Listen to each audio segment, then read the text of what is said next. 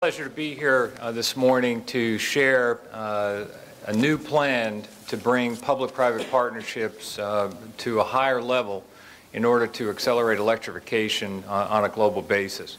American Electric Power, as Andy has said, has been a long-time partner through the E8 power companies around the world, as well as on a personal level.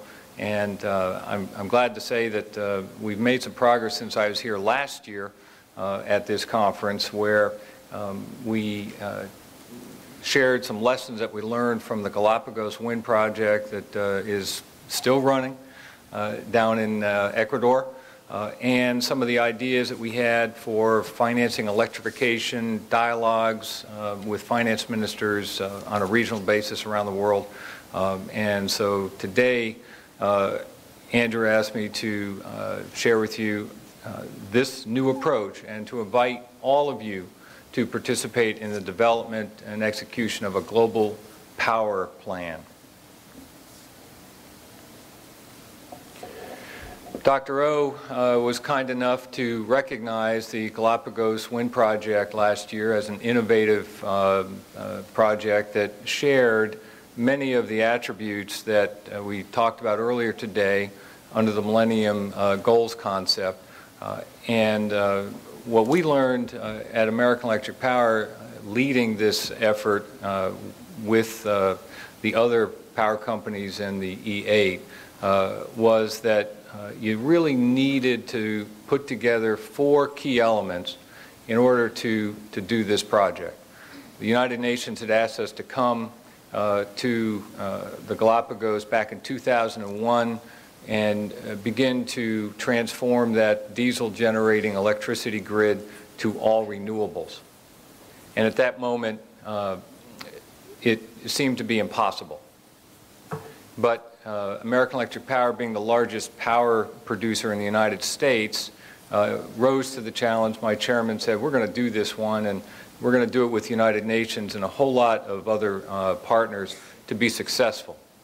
Because we felt that if we could do this project in Ecuador, given the challenges, being an island state, being a World Heritage Site, that no one should have an excuse for not applying these basic lessons learned. The top one was you need a strong public partnership. We couldn't have done this without the UN, obviously, but Ecuador was right with us. We had a number of environmental organizations helping us.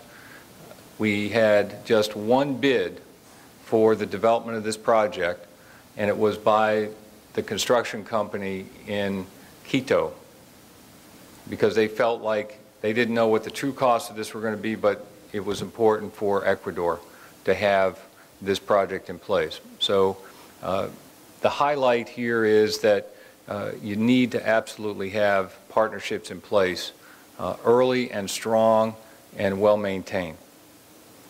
Second thing that we learned was that you really do have to have not only the technology that fits the resource, but you absolutely, in this type of new technology deployment, need to have the right kind of capacity building in order for this technology not only to be constructed properly and designed properly, but to be operated well and to be maintained so the projects continue to provide those co-benefits that my colleague here just mentioned, so that we can achieve those Millennium Goals.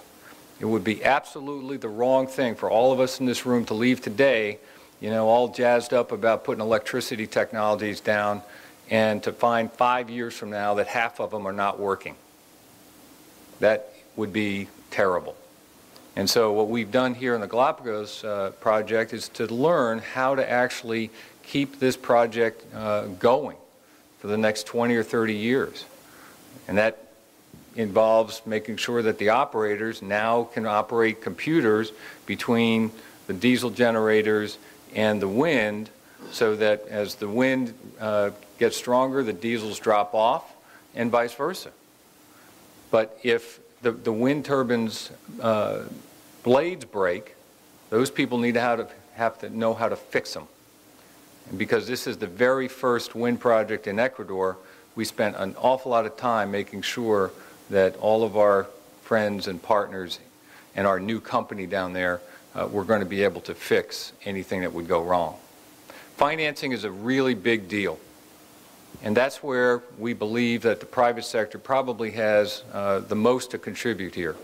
The report that was referenced earlier under the Secretary General includes a very strong push to have the private sector be willing to make these investments.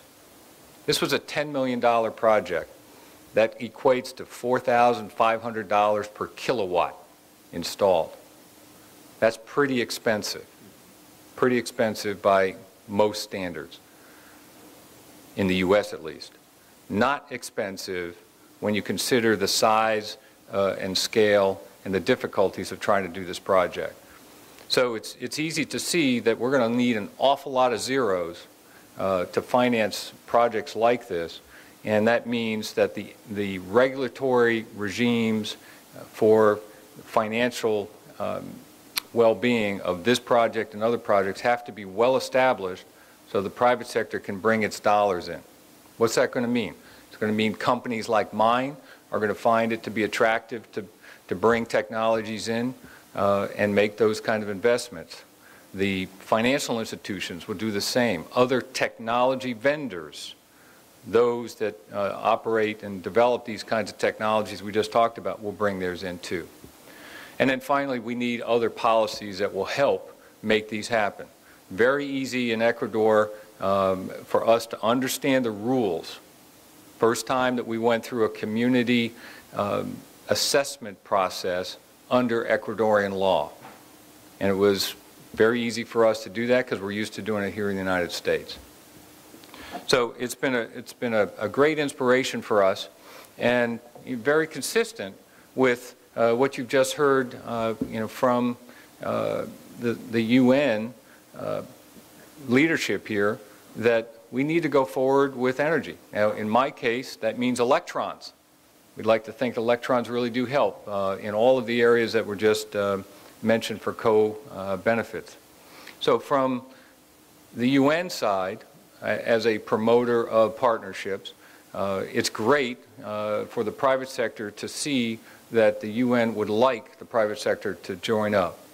From the private sector side, we have lots of organizations like the World Business Council for Sustainable Development that has said, the only way you get these done is if we team up with the public sector, because the private sector can't do everything. And we absolutely need to have the help of the UN, the World Bank, governments, in order to do certain kinds of financing. In the United States, for instance, the U.S. Department of Energy has given American Electric Power $134 million to develop smart grid technologies in some of our jurisdictions. That's huge. That's great. So we can get going and jumpstart the new kinds of technologies for customers. So the initiative that we're unveiling today is basically to try to strengthen the partnerships so they can help accelerate putting electricity on the ground all over the world. And so one of the first questions is, what are the best practices? In the E8 member companies, we talk about this a lot, but we're not exactly sure what the best ones are and why they work as well as they do. And quite frankly, some of them that we have tried to foster have failed. And we need to understand why they don't work as well as we would like. And so part of our initiative here is to ask every one of you in this room and your colleagues around the world to tell us from your experience what works and what doesn't.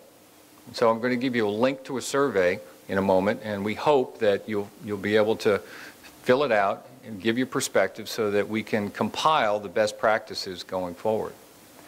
The other question is, once we learn from all of your collective experiences, we have two choices. We can put it into a report and put it on the shelf. But that's not what we want to do here. Certainly, I personally don't want to do that. The better way to do this is to figure out how we can apply these best practices in all the countries that have need, and that's an awful lot of them. And so, as part of our process, with the leadership of all the promoting agencies and institutions and power companies around the world, we'd like to come up with a plan where countries that are willing to embed these new best practices into their electricity development plans would do so. And then over the next 20 years, we'll have a very clear roadmap so that the private sector can do what it does best in bringing technologies in, money in, and make electricity projects happen, like the Galapagos. And the public sector can help foster that so we can go faster than we have before. And so we're basically asking for you to do 3 simple things. The first is, send me an email. Let me know that you're interested in helping out. The second is, go to that link and take the survey. I can tell you that Andrew has taken it, and it took you, what, 20 minutes? Okay, 20 minutes. It's not a big investment of your time. Okay? But part of that 20 minutes is, if you have them, sharing examples of your best practice that you think we ought to be rolling together and we can learn from. Okay? And then the third simple thing is, come back here on June 2nd next year and let's talk about it. We're going to develop a plan that we can all agree is the right approach to use these partnerships so we can go forward in the future in the next 20 years. Now, we hope that this is a contribution to the end of the day, where this conference is supposed to result in a roadmap for the future. And we'd be delighted if we could help make a small contribution to that effort.